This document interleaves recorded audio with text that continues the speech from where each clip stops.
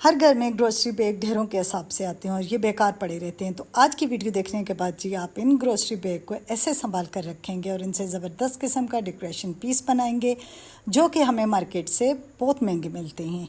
ये चीज़ इतना कोई अच्छा लगेगा कि बिल्कुल नहीं लगेगा कि आपने ये ख़ुद बनाया है, घर पर बनाया है। तो चलें फिर जी स्टार्ट करते हैं अपनी वीडियो। अस्सलाम वालेकुम माय यूट्यूब फैमिली, कैसे हैं जी आप लोग? होपफुली ठीक ठाक होंगे। अल्हम्दुलिल्लाह मैं भी ठीक हूँ। तो सबसे पहले तो जी मैं अपनी बहनों का शुक्रिया अदा करूंगी जो कि मेरी वीडियोस को इतना पसंद करती हैं और अक्सर मेरी बहनों के कमेंट्स होते हैं कि आप रोज़ वीडियो डाला करें। तो जी मेरी प्यारी बहनों, रोज़ वीडियो डालना तो मेरे लिए मुमकिन नहीं है, लेकिन मेरी वीडियो एक दिन छोड़ कर आती है। तो आप लोगों का बहुत बहुत शुक्रिया जो आप देखते हैं और प्यारे प्यारे कमेंट्स करते हैं। तो चलते हैं जी, अपनी ग्रॉसरी बैग मैंने यहाँ पर लिया है वाइट कलर का। इसके साथ जी ये मार्कर्स वगैरह भी मैंने रखे हैं, लेकिन ये आगे चलकर मैं आपको टिप दूंगी। तो यहाँ पर हमें एक वाइट कलर का ग्रोसरी बैग चाहिए। वैसे आपको जो कलर पसंद हो आप वो वाला ले सकते हैं, लेकिन मुझे वाइट कलर ही चाहिए था तो मैंने वाइट कलर का ग्रोसरी बैग लिया और उसके साथ ही हमें चाहिए सुई धागा। वैसे तो ये आप ग्लू वगैरह से भी स्टिक कर सकते हैं, बना सकते हैं, लेकिन सुई धागे से जब ये बनेगा तो बड़ा ये मज़बूत होगा। तो सबसे पहले हमने ग्रोसरी बैग का जो बैक साइड होगी इसको हम काट देंगे। मेरे ख्याल में जो मैं बोल रही हूँ मेरे बोलने से भी ज़्यादा मेरी बहनों को देखने से समझ आएगी, इसलिए आपने वीडियो बिल्कुल स्किप नहीं करनी। आपने अगर सेम इसी तरह का आपको डेकोरेशन पीस चाहिए तो फिर आपको वीडियो बहुत गौर से देखनी पड़ेगी। तो हमने ग्रोसरी बैग के हैंडल्स भी काट दिए, बैग भी काट दी, उसके बाद जी हमने इसको सीधा किया। अब इसके बाद जी हम स्ट्रिप काटेंगे। स्ट्रिप जो मैंने काटी है, मैंने तकरीबन 3 इंच की स्ट्रिप काटी हैं। तो आपकी मर्ज़ी है कि आपको फ्लावर्स का कौन सा साइज़ चाहिए। अगर आपको छोटा साइज़ चाहिए आप 2 इंच की कर लें, अगर ज़्यादा बड़ा चाहिए तो 4 इंच की आप ये स्ट्रिप्स काट लें। तो यहाँ पर ये देखें, ये मैंने 3 इंच की थी, यानी कि ये जब मैंने खोला है तो ये तकरीबन 6 इंच है, लेकिन जब मैंने इसको फ़ोल्ड किया तो ये 3 इंच की थी। तो इसी के साथ मैं बराबर करके सारी ये ग्रोसरी जितना ये बैग है मेरे पास, तो इस बैग की मैं स्ट्रिप काट लूँगी। यहाँ पर जी इस बैग से तकरीबन मेरी 4 से 5 स्ट्रिप्स कट जाएंगी।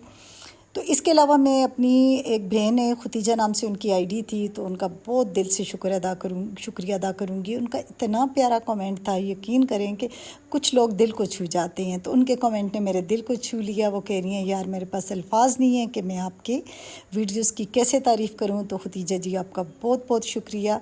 आप ही लोग तो मेरी पावर हैं, मेरे सब्सक्राइबर मेरी पावर है।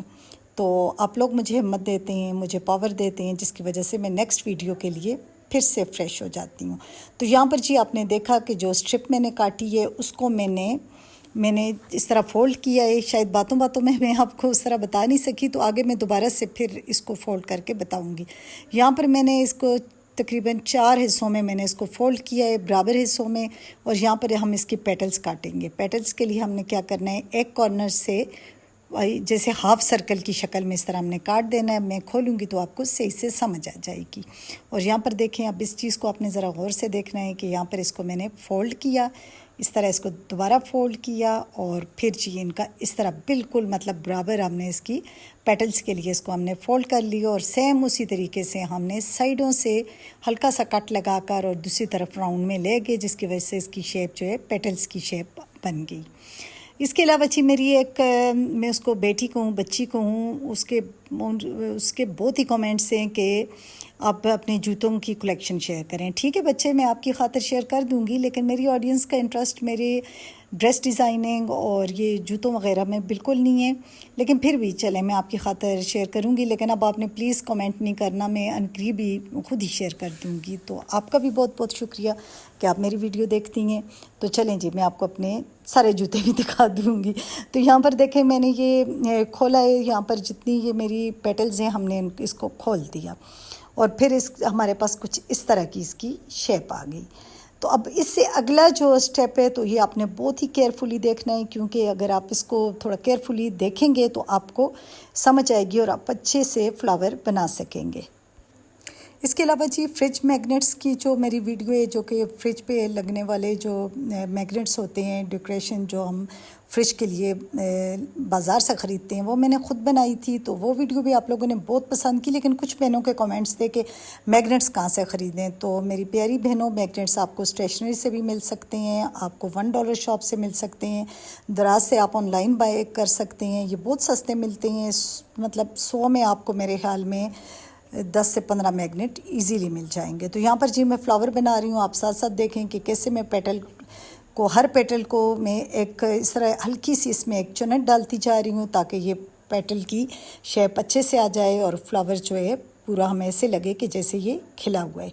तो यहाँ पर तकरीबन मेरा ये फ्लावर कंप्लीट हो चुका है, और इसको जब हमने कंप्लीट कर लिया, ये बन गया, तो फिर हमने जी इसको सुई के साथ पहले हमने हल्का सा धागा लपेटना है ताकि वो अच्छे से मतलब टाइट हो जाए। और उसके बाद चूँकि ये बैग्स जो होते हैं, एक तो शॉपर होते हैं जो हम घर में इस्तेमाल करते हैं, लेकिन वो हमें नहीं चाहिए। ये जो होते हैं, ये कुछ इस तरह का मटेरियल होता है, जैसे इस तरह का स्टफ़ होता है इसका, जैसे ये क्लॉथ भी नहीं कह सकते, लेकिन मतलब ये सुई से टांका बहुत अच्छे से इससे लग जाता है।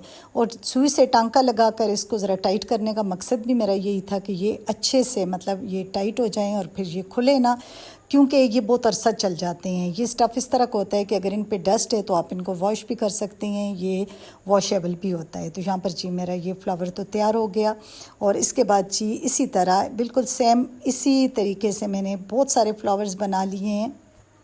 अब जी आपकी मर्ज़ी है कि आपने ज़्यादा मतलब लगाने हैं, ज़्यादा तादाद में लगाने हैं या कम तादाद में लगाने हैं, तो ये आप पे डिपेंड करता है। मैंने तकरीबन 7 बनाए हैं, 7 या 8 बने होंगे मेरे पास। और ये देखें जी मेरे फ्लावर्स बिल्कुल रेडी हो गए हैं। इस डेकोरेशन पीस पे मेरे ख़्याल में आपके 10 रुपये भी नहीं लगने, क्योंकि ये बैग भी हमारे पास घर पे ही था। और ये जो ब्रांच आपको नज़र आ रही है, तो हर घर में पौधे भी होते हैं, दरख्त भी होते हैं, घर में ना हो कहीं बाहर होते हैं।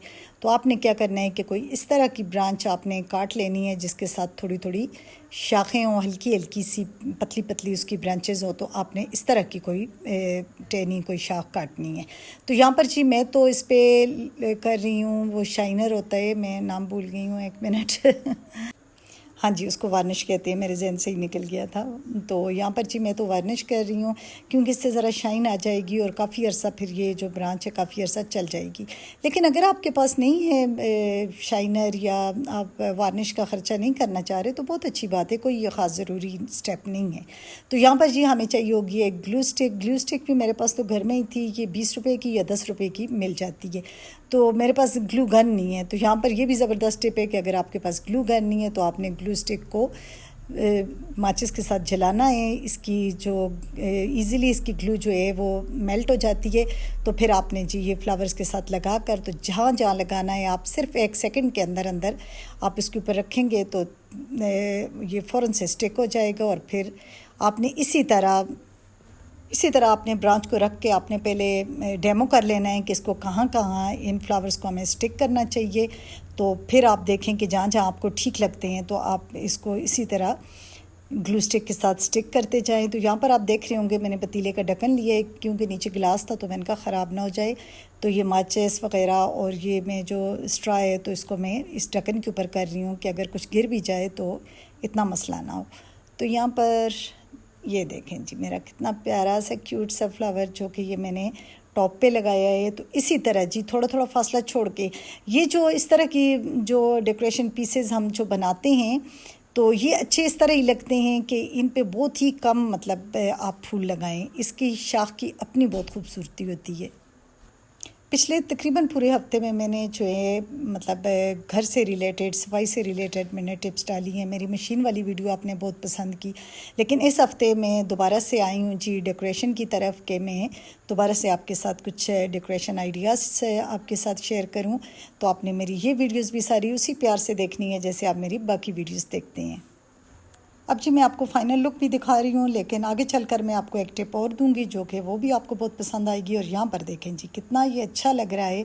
अब ये वाला मतलब आपके ये फ्लावर्स देखकर कौन कहेगा कि ये आपने ख़ुद बनाए और बिल्कुल ज़ीरो कॉस्ट में, free of cost, zero cost में। तो यहाँ पर जी ये मैंने अपने साइड टेबल पे रखा, यहाँ भी ये बहुत जच रहा था। और फिर उसके बाद मैं आपको दिखाऊंगी कि मैंने बाहर वैनिटी पे रखा है। तो इस तरह की चीज़ें मुझे लगता है कि ज़्यादातर वैनिटी पे अच्छी लगती हैं, जहाँ पे पीछे मिरर हो। तो आगे ये रखी हुई ये चीज़ें बहुत अच्छी लगती हैं। आगे भी मैं ब्रांचेस के साथ बहुत सारे आइडियाज़ आपके साथ शेयर करूँगी।